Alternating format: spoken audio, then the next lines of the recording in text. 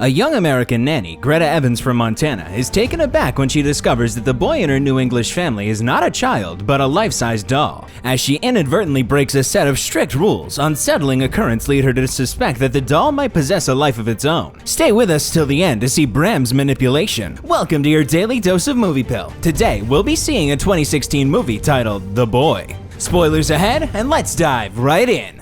A car travels along a rural British road carrying an American woman named Greta Evans asleep in the back seat. She awakens when the driver announces their arrival at the house where she will be working. Informed that the homeowners are momentarily absent, Greta is directed to wait for them in the parlor. Upon entering the house, Greta removes her shoes and places them alongside her belongings near the entrance. Hearing a noise from upstairs, she decides to investigate. Along the way, she encounters a painting depicting a family, presumably the one she will be serving. Continuing her exploration, she discovers a child's room, where she picks up a toy for closer examination. Her reverie is interrupted by the unexpected greeting of Malcolm, the grocery boy, who startles her from behind. After introductions, Malcolm invites Greta to join him in the kitchen for a tour, to which she agrees. As they unpack groceries and engage in conversation, Malcolm guesses that Greta is American and possibly fleeing from someone. Eager to divert the conversation, Greta inquires about the family she'll be working for. Malcolm assures her that the family is kind and generous. However, when she inquires about the son, he hesitates to provide an explanation.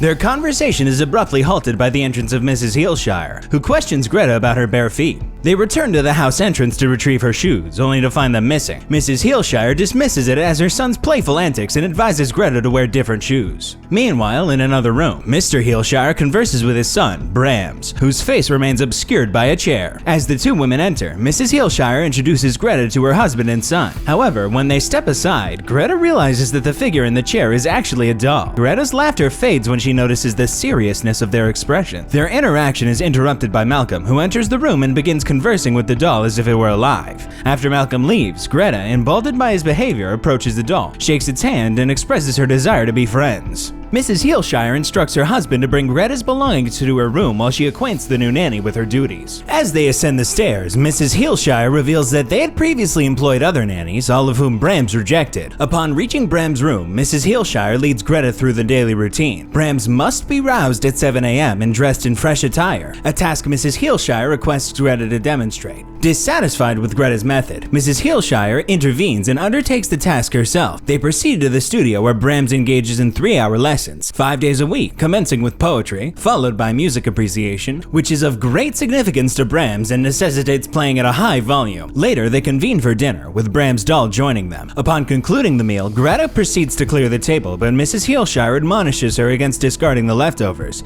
citing their rural setting where food preservation is imperative. Mr. Heelshire then enters, handing Brams to his wife before escorting Greta to inspect the traps. Accompanying him outside, Greta observes as he retrieves rats caught in the garden traps. During this task, Mr. Heelshire shares further details about the house, such as the permanent closure of all windows. Reflecting on this, Mr. Heelshire expresses uncertainty about how they reached this circumstance, but reassures Greta that despite outward appearances, their son remains present within the home. In the evening, after putting Brams to bed, the parents gather for a family prayer, with Greta silently participating as they include her name in their supplications. Following the prayer, Mrs. Heelshire requests a private moment with her family, prompting Greta to wait outside. However, the couple swiftly emerges, informing Greta that Brams wishes for her to become his nanny if she is willing. Agreeing to the position, Greta receives a hug from Mrs. Heelshire. Greta retreats to her room to dial her sister Sandy's number on the landline. Venting her feelings of unease, she mentions the peculiarities of her surroundings, notably the absence of Wi-Fi and phone reception. Sandy, understanding Greta's need for escape, shares unsettling news about their ex, Cole, persistently contacting her and even appearing near her home, frightening her child. The following morning, Greta emerges from her room upon hearing noises, discovering Mrs. Heelshire reprimanding Brams for scattering his toys upon the floor. Startled by Mr. Heelshire's sudden appearance, Greta is interrupted from her observation, with Mr. Heelshire offering apologies for the abrupt interruption. He expresses their eagerness for a vacation, having been a long time since their last one. Handing Greta a sheet of paper outlining the daily rules, Mr. Heelshire and Greta proceed toward the house entrance. As Mrs. Heelshire joins them, carrying Brams, Mr. Heelshire advises Greta to treat his son kindly, promising reciprocity if she does. He hints at consequences if she behaves otherwise, but his wife intervenes before he can elaborate. Greta assures them she'll care for Brams as her own, receiving a hug from Mrs. Heelshire,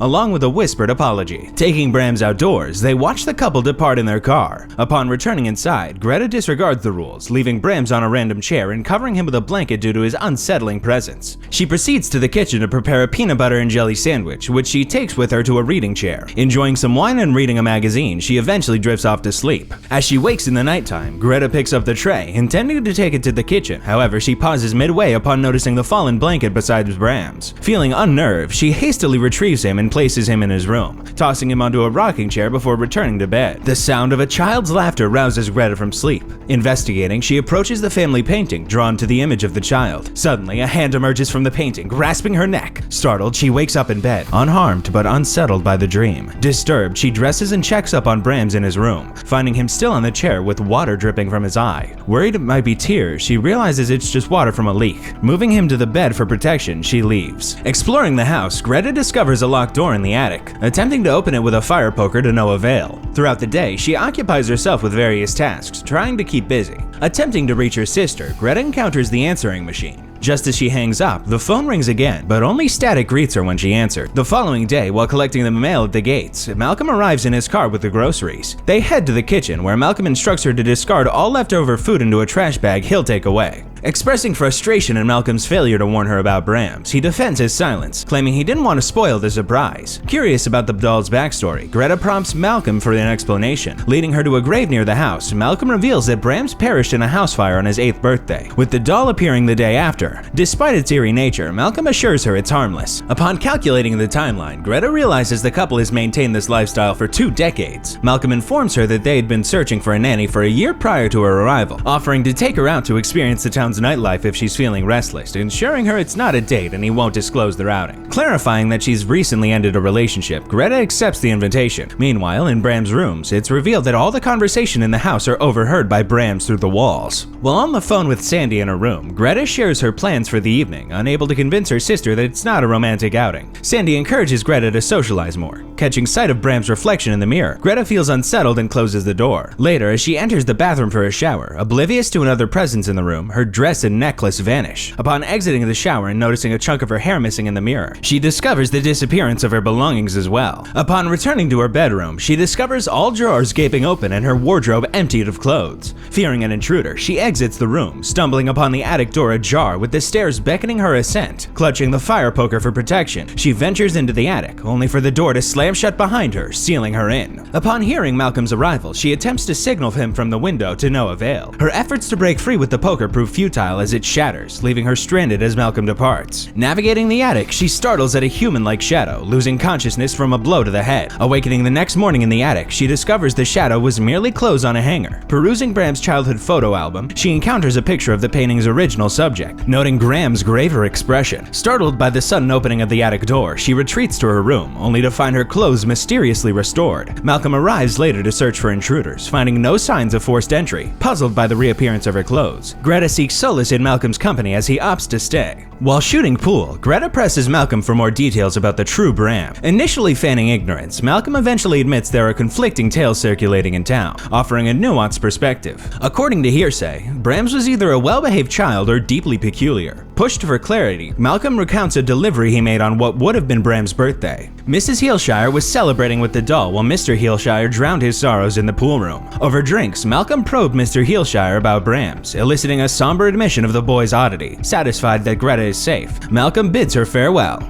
Retreating to her room, Greta confides in her sister over the phone. Sandy reveals that Cole has resurfaced, armed with Greta's address courtesy of Sandy's child's misguided attempts to fend him off. Sandy extends her apologies, though Greta assures her that there's no blame to assign. After all, Greta heads to the bathroom to freshen up, catching sight of a shifting shadow in the corner. Investigating further, she enters Bram's room to discover scattered papers on the floor. Despite adjusting the doll's position, its gaze follows her, and in a disorienting moment, Greta finds herself back in bed. Startled by noises outside, she ventures to her door where her missing shoes await. Anxious, she checks Bram's door, finding him seated with the rules besides him. Fleeing to her room, she secures the door, but her attempts to use the phone prove futile. After a call attempt, the phone rings immediately, a child's voice urging her compliance with the rules. Discarding the phone, Greta is alarmed by knocking, followed by a mysterious offering, a tray bearing her favorite sandwich. Brams remains stoic in bed. Understanding dawns as Greta realizes Bram simply seeks adherence to his directives. Ignoring Malcolm's invitation, she fixates on the doll, her attention consumed. In a distant location, the Heelshires compose a farewell letter to Brams before weighing their pockets with stones and wading into the sea. The following day, Greta meticulously adheres to the rules, save for the customary goodnight kiss. Days pass, and Malcolm pays her a visit after numerous unsuccessful attempts to reach her by phone, bearing mail that goes unacknowledged. After assuring him of her well-being, he extends another invitation, which Greta politely declines before he takes his leave. Left alone with the doll, Greta attempts to prompt a response, requesting a sign of spiritual presence in the house by offering fruit. Initially met with silence, she departs the room only to hear a sound upon her return. Brams has shifted of his own accord. Hours later, Malcolm returns at Greta's summons, as she requires a witness. Through extensive experimentation, she deduces that Brams only moves when unobserved. To demonstrate, she outlines a boundary with chalk around the doll before exiting the room with Malcolm. Upon rechecking moments later, there's no change. However, Greta is determined to try again, so she kindly implores Bram for his assistance. This time, upon their return, the doll no longer occupies the chalk spot. Malcolm is finally convinced. They discuss the matter afterward, during which Greta confides in him, revealing her belief that this phenomenon serves a purpose. Her ex's abusive behavior resulted in the loss of her pregnancy. Understanding the significance of this to her, Malcolm and Greta share a kiss. Later that evening, after tucking Brams into bed, Greta returns to her room where she and Malcolm engage in a passionate activity. Unbeknownst to them, someone observes through the keyhole, and their encounter is abruptly interrupted by the sudden eruption of music. They discover Bram seated beside the record player. Greta returns the doll to its place before heading to the kitchen to brew some coffee, while Malcolm suggests it might be prudent for her to spend the night in town. Despite his suggestion, she declines, prompting Malcolm to share another anecdote, the tale of a young girl named Emily Cribbs who used to visit and play with Brams years ago. The same day the house caught fire, her lifeless body was discovered nearby,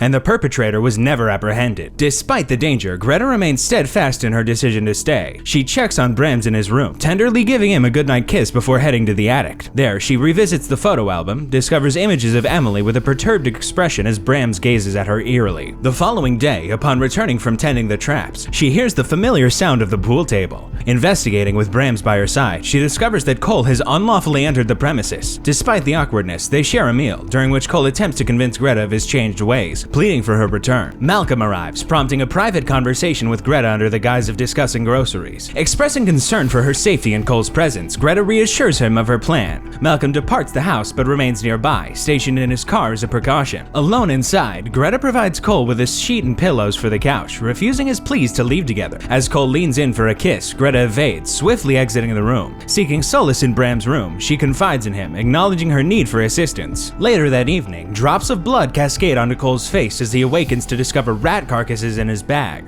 A crimson message scrawled on the wall commanding him to depart, and the doll ominously positioned nearby. Upon hearing his outcry, Greta rushes to his side, only to be met with accusations from a furious Cole, who blames her for the unsettling occurrences. Clutching Brams protectively, Greta finds herself pursued by Cole's wrathful advance, prompting Malcolm to intervene upon hearing their frantic screams. As Cole wrests the doll from Greta's grasp, Malcolm intercedes, seizing the doll before forcefully colliding it with a nearby chair. Suddenly, noises reverberate from within the walls, drawing Cole towards the mirror in an attempt to discern their source. Abruptly, the mirror convulses, hurling Cole backward and unveiling the true origin of the sound. A masked figure, a grown man masquerading as Brams. Engaged in a struggle, Bram subdues Cole, ultimately claiming his life. Intent on seizing Greta next, Bram advances, only to be thwarted by the timely arrival of Malcolm, who intervenes by striking Brams from behind before whisking Greta to safety. Brams initiates a pursuit, relentlessly tracking Greta and Malcolm throughout the house. Despite their attempts to seek refuge in a room and secure the door, Brams effortlessly avoids the defenses using the labyrinthine passages concealed within the walls. Eventually, a fleeting opportunity arises when they chance upon the entrance to one of Bram's clandestine passages, which they hastily enter. Within this covert chamber lies Bram's secluded abode, equipped with all necessities and even a disturbingly accurate replica of Greta fashioned from a discarded dress and hair, uncovering a letter from his parents which absolves them of responsibility and grants Bram's possession of the girl. Greta and Malcolm retreat to the hidden passages, where Malcolm belatedly catches up to them. Engaging in a tense pursuit, Bram subdues Malcolm, rendering him unconscious as Greta discovers an escape route and flees the confines of the house. Arriving at the gates, she hesitates, realizing she cannot abandon Malcolm. Returning to the house, she retrieves a screwdriver, concealing it as she confronts Bram once more. Asserting her authority with a commanding tone, she persuades Bram to comply and return to his quarters. Greta complies with Bram's request, escorting him to his room and tucking him into bed. However, when she attempts to depart, Bram implores her for a goodnight kiss. Initially refusing and deeming it a consequence for his misbehavior, Greta relents under Bram's insistent grip, reluctantly leaning in for the kiss. Seizing the opportune moment, Greta retrieves the screwdriver as Bram's porcelain lips meet hers, swiftly employing it against him. In retaliation, Bram shoves her away, seizing her by the neck and pinning her against the wall, intent on depriving her of breath. Momentarily overwhelmed, Greta rallies, driving the screwdriver deeper until Bram's collapses. As his mask shatters, revealing his burnt visage underneath, Greta swiftly departs to locate Malcolm and facilitate their escape. A sense of liberation washes over Greta as they flee the confines of the house, a smile gracing her lips as they realize their newfound freedom. The movie concludes with a pair of hands, adorned with sleeves reminiscent of Bram's, meticulously reassembling the doll. As Greta's journey concludes, she finds herself on a peaceful country road, leaving behind the mysteries of the Heelshire house. Despite the eerie events, she emerges stronger, ready to embrace a new chapter. As the car fades into the distance, Greta looks forward to a brighter future, leaving the shadows of the past behind. I rate this movie a 7 out of 10. Comment down below what you would rate it. Looks like this movie pill is starting to wear off. But don't worry, there's always more where that came from. Tap here to keep the effects going with this next movie, because who can stop at just one? And while you're at it, don't forget to like and subscribe, because your next movie dose is just a click away.